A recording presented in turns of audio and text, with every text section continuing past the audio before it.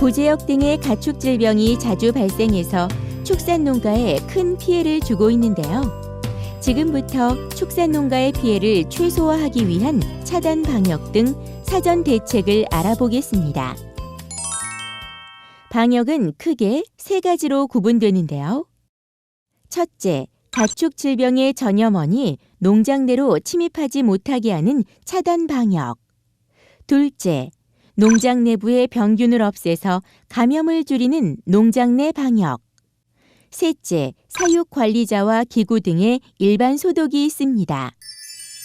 먼저 차단 방역부터 알아보겠습니다. 차단 방역은 병든 가축이나 사료, 분뇨 등의 수송 차량, 방문객, 그리고 개, 고양이, 쥐, 야생동물 등에 의한 병원균 침입을 미리 막는 조치입니다. 우선 방역 울타리를 설치해서 개, 고양이나 야생동물이 농장 내로 침입하지 못하게 하고 농장 입구에는 방역 출입금지 등의 경고 안내판을 설치하도록 합니다. 사람이 축사 안으로 들어갈 때는 위생복과 장화를 착용하고 손발을 소독해야 하며 타 농장 출입자나 해외여행자 등 질병의 오염 여부가 확인되지 않은 사람은 출입을 금지해야 합니다. 또한 농장과 축사 출입구에는 항상 소독조와 손소독제를 설치해서 모든 방문자가 철저하게 소독한 후 출입하도록 해야 합니다.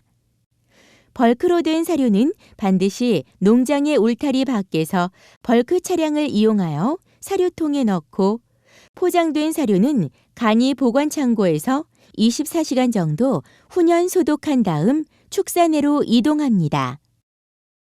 차량 소독조는 농장 입구에 설치하는데 차 바퀴가 충분히 잠길 수 있도록 길이 15m, 깊이 10에서 15cm로 하고 소독약은 일주일에 2-3회 교환해 줍니다.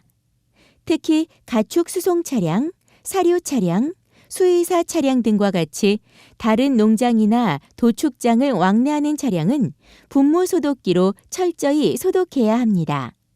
차단 방역은 방역의 기본으로 가장 중요합니다. 반드시 가축 방역에 대한 경고 안내판을 설치하고 야생동물이 출입하지 못하도록 울타리를 설치해야 합니다. 또한 축사에 출입하는 차량과 사람은 철저히 소독해야겠습니다. 다음으로 농장 내 방역에 대해 알아보겠습니다. 농장 내 방역에는 축사 세척과 소독, 축산기구 소독, 가축 소독, 전기 소독 등이 포함됩니다. 축사 소독은 가축의 입식 전에 해야 하며 소독 순서는 청소, 세척, 건조, 소독, 가축 입식 순으로 진행합니다. 우선 가축을 내보낸 후 모든 기구를 치우고 분변 등을 제거합니다. 그리고 축사 또는 기구를 세제로 세척한 다음 소독제를 뿌려 그대로 말리거나 소독제로 연무 또는 훈증한 후 입식시키면 됩니다. 축사의 소독 횟수는 농장 또는 주변 지역의 질병 발생 상황과 온도, 습도 등 환경 조건을 고려해서 최소 일주일에 한 번 이상 실시하는 게 좋은데요. 소독할 때는 반드시 소독약의 적정 농도와 소독 방법을 지키는 게 중요합니다. 일반적으로 급수 라인으로 음용수를 공급하고 있으나 물탱크로 이용하는 경우는 정기적으로 청소하고 소독해 줍니다.